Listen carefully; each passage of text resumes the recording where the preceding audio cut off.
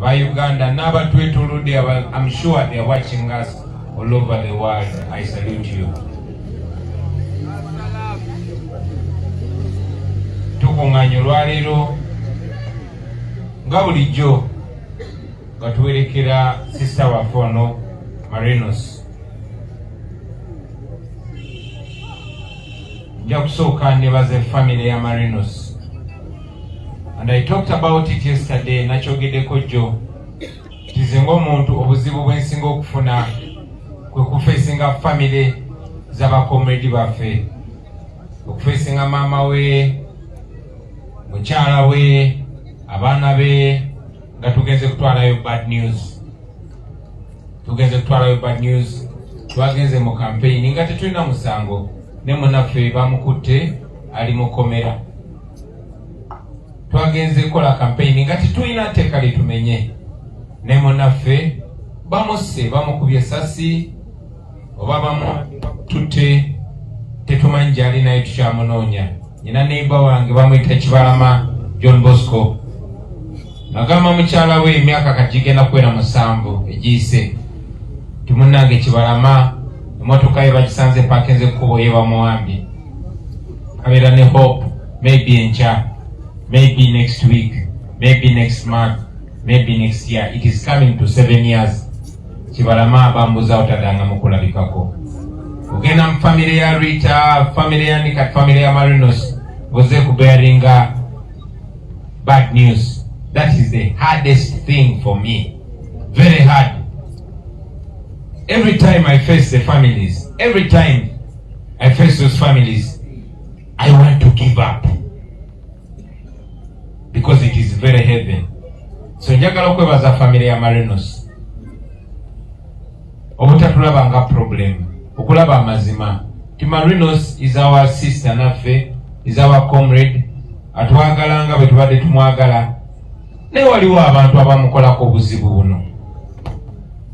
Ate era nga problem gye tufuna kuba be balina media outlets, be balina ba presenters bonna, ojja kusanga nti basemo naffe leero. Neno basanga ku TV ku radio bataddeko ba propagandists baga Bobi Wine atisa abaana babanne. Bakwata omuntu ne bamusiba Bobi Wine asibisa abaana babanne. Bo bakuba essasi ne bamuta nga bakozesa mundu ya government. Namuseba mulaba bakikoze on camera. Bobi Wine atisa abaana babanne. Kati bakwata Marinos ne bamutwala ku CMI, amajege gwanga, the national military. Ne bamukolako all the things they did to her. Naye mwalaba omusajja yaliyogera amagye Felix Kulayije. Najja ng'omusanga ayagala kuteeka kuffe. We are the problem because we are Ugandans. Because we think, because the law says.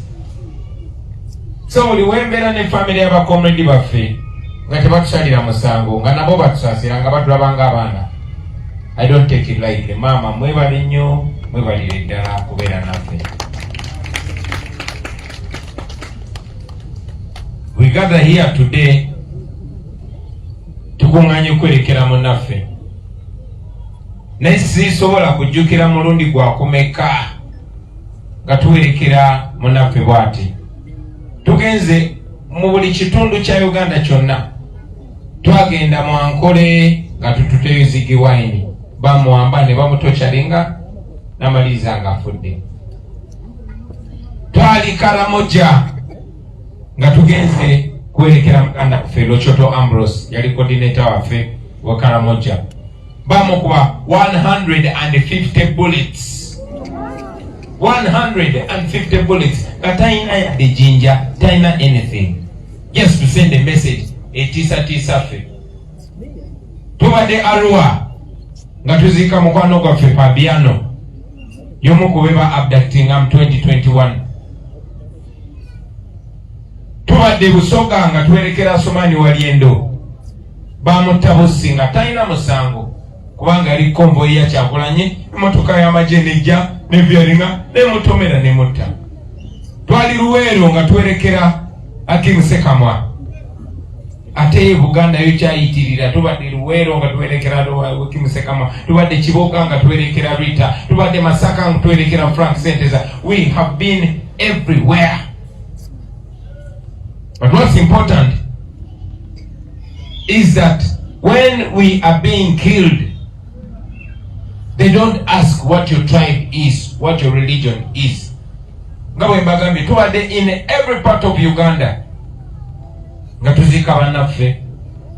si lwakubanga balina omusango, si lwakubanga bamenya amateeka, nekubanga dictator atufuga atya nnyo abantu. Era ffe aba rising okujja okubaako kye tuyigiriza abantu, making sure atuta, making sure anafuya abantu baffe.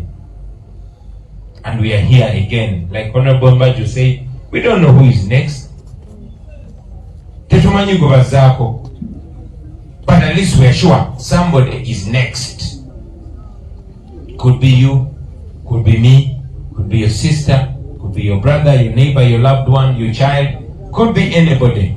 But this killing machine that started 40 years ago will not stop until we stop it.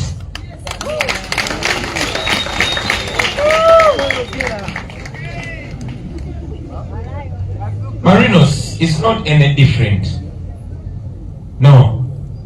Bwaba somye story ya Bobi Wine eroja gamba eyo mwana yakula ni mama we ngalinga single mother ne bakula ne baba mu geto ya Kamocha na asoma ne ya na itamu. But there are many others benakula nabo nga up to now bacha struggling up to now.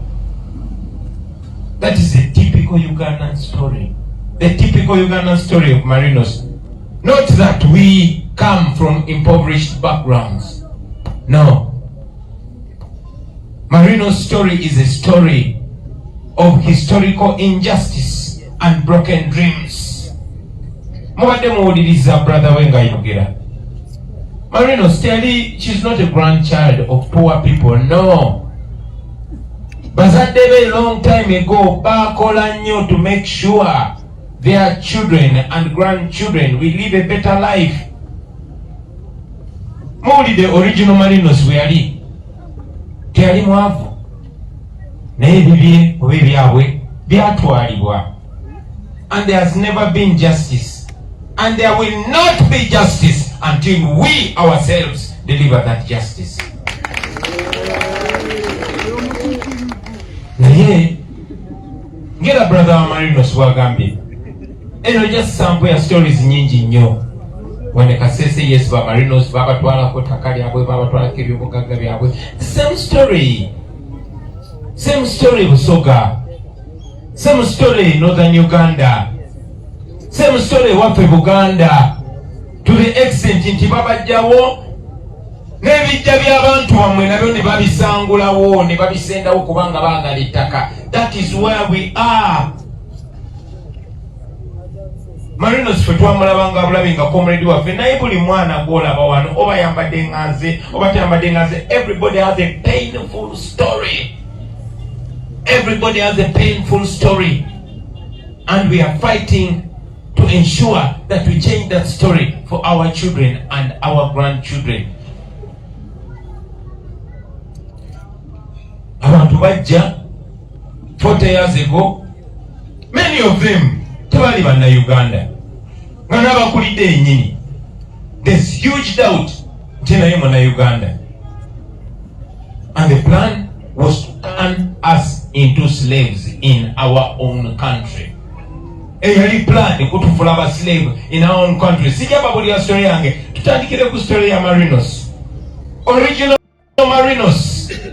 Ne yago buvaayo kati, you would not